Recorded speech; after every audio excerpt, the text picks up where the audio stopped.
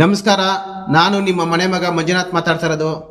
ನನ್ನ 7 ಕೋಟಿ ಕನ್ನಡ ಅಭಿಮಾನಿಗಳಿಗೆ ಹಾಗೂ ನನ್ನ ನಾಡ ಜನತೆಗೆ ಒಂದು ಮನವಿ. ಮಣ್ಣಲ್ಲಿ ಮಾಡಿರೋಂಥ ಗಣೇಶನ ತಂದು ಪೂಜಿಸಿ. ಯಾಕಂದ್ರೆ POPಲಿ ಮಾಡಿರೋ ಗಣೇಶನ ತಂದು ಪೂಜಿಸಬೇಡಿ.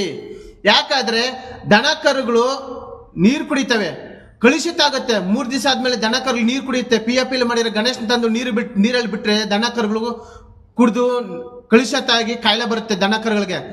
ಆದಷ್ಟು ಟ್ರೈ ಮಾಡಿ ಮಣ್ಣಲ್ಲಿ ಮಾಡಿರೋ ವಿಗ್ರಹವನ್ನು ತಂದು ಪೂಜಿಸಿ.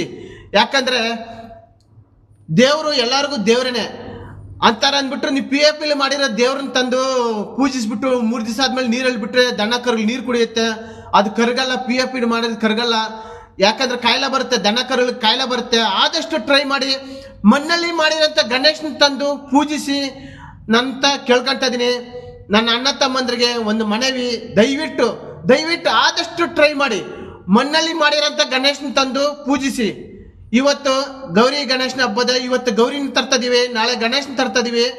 ನೀವೆಲ್ಲರೂ ಸೇರಿ ಆದಷ್ಟು ಟ್ರೈ ಮಾಡಿ ಗಣೇಶನ ಮೂರ್ತಿನ ತರಬೇಕಾದ್ರೆ ಒಂದು ಮಣ್ಣಲ್ಲಿ ಮಾಡಿರೋಂಥ ಗಣೇಶನ ತಕೊಂಬಂದು ಪೂಜಿಸಿ ಅಂತ ನಾನು ಕೇಳ್ಕೊಂತ ಇದೀನಿ.